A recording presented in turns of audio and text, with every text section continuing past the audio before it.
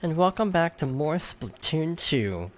Last time we started the second area of the game, Suction Cup Lookout, and this time we are continuing. We can just jump down here. You're supposed to climb up the wall and use the dash panel, but since we were already at stage 6, we kind of cheesed that a little bit. Back alley cleanup, suck it up. That we shall do. So we have a new mechanic introduced in this level. You can really use some more data on this weapon. Can you use it for a bit? So we're back to the hero shot. Something smells fishy, it's not my breath.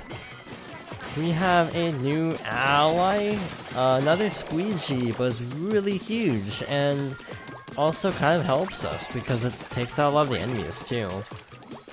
It can also take us out, so we need to be a little careful, obviously. I'm just kind of double checking because I don't know this level very well. This is, in my opinion, one of my least favorite levels, to tell the truth.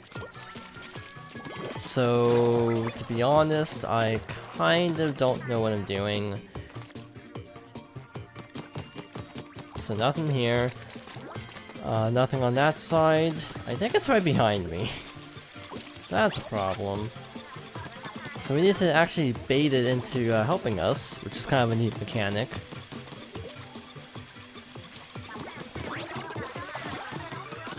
Something about those giant squeegees that's kind of totally adorable. They actually are pretty cute. I won't deny that, but they're also just kind of a slow mechanic. Like, I don't dislike the squeegees, I just think they're a little slow. It's kind of just a slow mechanic, and it makes everything kind of slow to a crawl, for lack of a better term. Not so much in this level, but when you try to actually go for 100%, like I have, and you're trying to literally do every level with every weapon, yeah, you kind of grow to resent them, just a little bit, to tell the truth. So what we want to do here is we want to go all the way over here, drop down, and voila! We have our sunken scroll. And we have a convenient wall to help us back up. So we actually need a lift. So we need to actually shoot ink to get it to come over here. That was unfortunate, but we had armor, so we were fine. So we have a locked door, so what we need to do is figure out where the key is. The key happens to be over here. It shouldn't be that bad, I hope. I really hope, I say as I get hit. Really obnoxious squeegee. They're not normally this bad, but this is a very small surface area, and that's why I find this one super annoying. So what we want to do is actually just ride this rail. You don't need to ride the rail because you have the key, but this is where the Sardinium is. It's kind of a freebie. I feel like some are kind of throwaway on purpose, just to make it so you can upgrade some weapons. By the way, we still haven't upgraded anything. We probably should. So we got a giant squeegee following us, but that's where the exit is. So we're just gonna loop around and do this. Break that first. And away we go, back to the final, not final area. We still have one more because that wasn't the last checkpoint, so this is the last checkpoint. That was a really weird checkpoint, actually. Sometimes this game does this, where it's like, hey, you got a checkpoint, and then it's like, hey, you got a checkpoint. And it's like 3 feet ahead. And I don't understand why they have so many checkpoints. So this is why I don't like squeegees, it's kind of wrangling them is actually difficult. Sometimes, trying to get them to actually go where you want them to. Just kind of shoot where you need to go, and he'll eventually, hopefully, help you out. He prioritizes enemies, I feel. So you might also want to clear out some enemies first. Yes, we made it. Nice work, Squeegee. You did okay too, Agent 4. Gee, thanks, Marie. So many warm words of encouragement.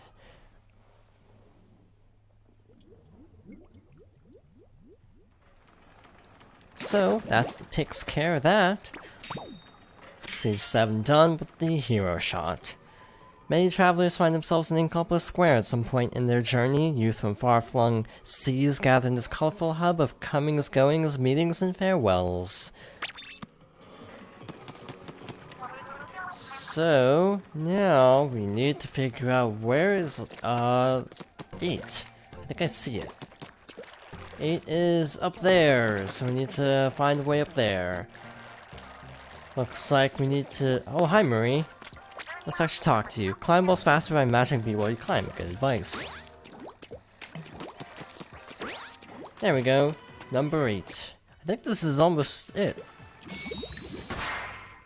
Not too much left. The stages are definitely varied in length. Like, that one was a fairly long stage, and it's partly just because of the squeegees. We have to kind of wait for them. Spinning campground. Ink me out, ink me in. So we have these little things, ink furlers, that unfurl when you hit them with ink, but they can also unfurl it by shooting it with their ink, so we have to kind of fight the Octarians for control of the ink furlers. Like, we'll see this coming up really soon, actually. Now, to tell the truth, I'm kind of going blind with these stages. Like, I have a general idea where collectibles are, but I don't actually know specifics. So if I miss anything, I will go back. I will get all the collectibles. We're getting 100% basically. Armor, that's good. Here we go. So the sprinklers are gonna mess it up, so we need to destroy the sprinklers, while also trying to balance on the ink furler, so it's a nice balance. Don't get cooked. Our catchphrase was better. I will actually say Stay Fresh is a better catchphrase, even though I do like Pearl and Marina as characters. More on that later, because oddly enough, we don't actually see Pearl and Marina in this campaign very much, to tell the truth. We really don't see them a whole lot. I don't think they're in the campaign, actually. But if you want more Pearl Marina, then play the DLC, which we will be covering at the end of the playthrough. So it's like a double Let's Play, we're covering both. Keep your head in the game. Oh man, that reminds me of something, and I don't know if I should talk about it.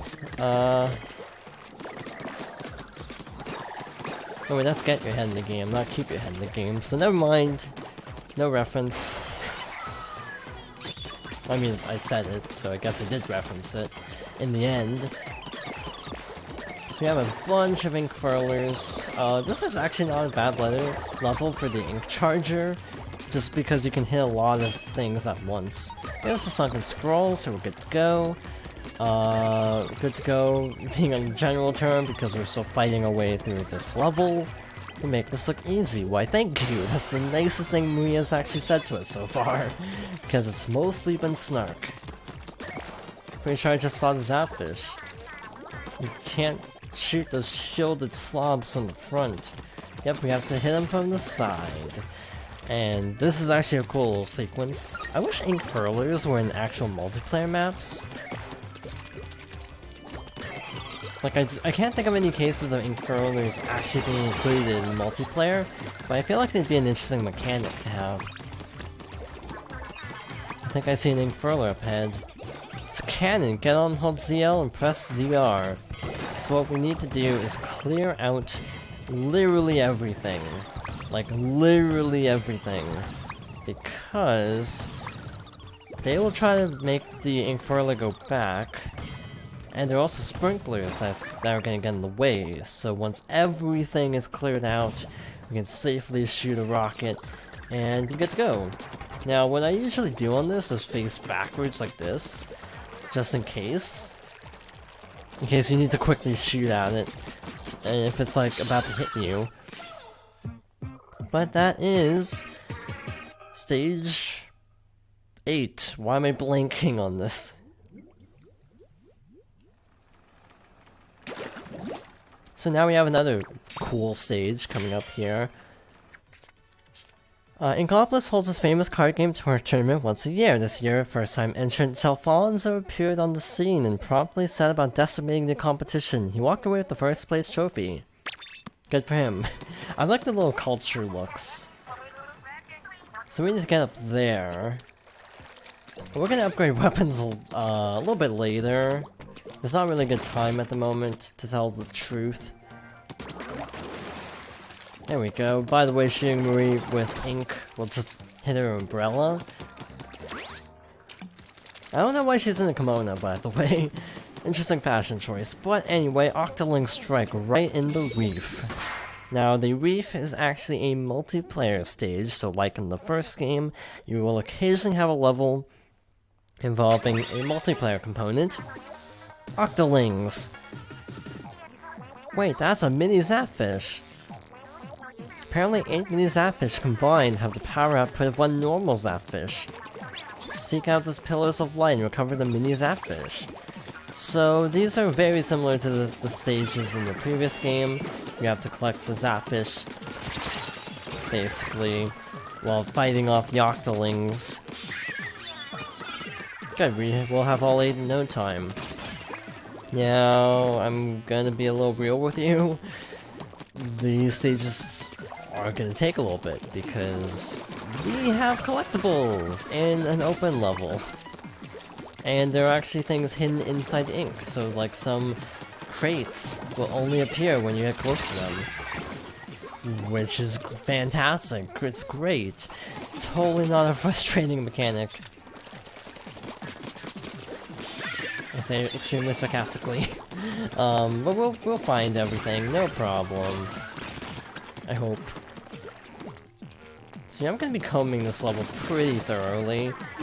These are actually good levels because you can learn a little bit about the actual layout of the place. You know, you can kind of scope out for multiplayer purposes because it's largely the same, obviously some differences. But for the most part, these levels are pretty similar to their multiplayer counterparts. So you can actually use these to kind of scope things out, learn the layout of the land. And you can't really miss collectibles because you can always go back. So that's another nice thing about these levels.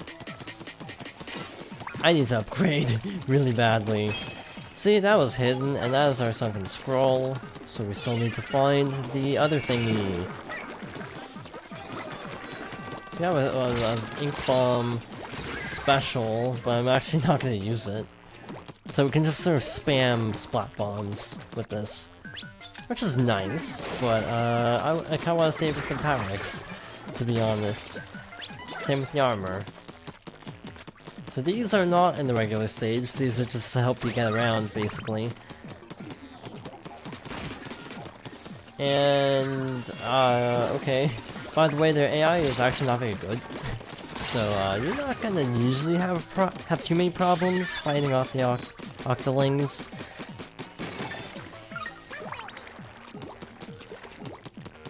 Got more armor here. We can climb up that thing.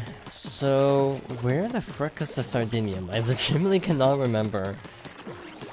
And again, it might be because it's in one of these. Nope.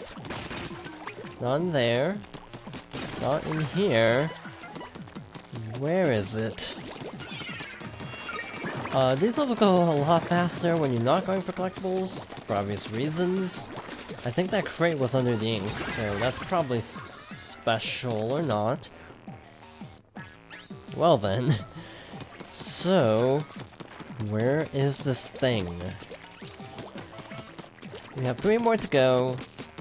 I'm pretty sure this did not work exactly the same. Like, I don't think you have to have mini Zapfish. I think it just goes to the end, which is cool, but it boils down to just sort of speedrunning a multiplayer level. I think they changed this to actually having to collect the Mini-Zapfish to force players to actually kind of stop and play through the level. Sort of, you know, actually savor the level. Instead of just barreling through at light speed. Hi, crate. There's nothing in there, but cool. Okay, it's gotta be close. We have everything. Okay, now I'm a little concerned. Like, I'm legitimately at the point where I'm not sure how many more places this can be.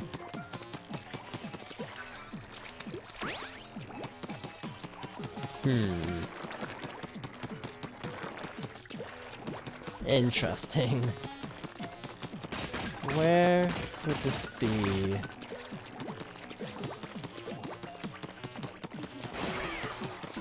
And it's, oh, hi. There it is. And now we can finish the level.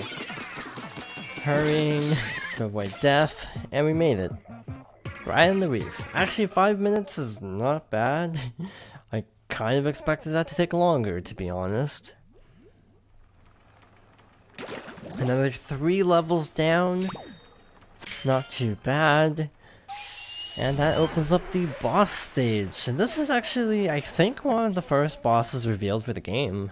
Not the freshest gear around. Get the abilities you've always dreamed about. Orders will be fulfilled by that weird kid with the spiky hair. Interested? Send inquiries to Annie. Annie was one of the shopkeepers from the previous game. As a little bit of trivia, she was accompanied by a little fish named Mo, who would always be the outspoken one.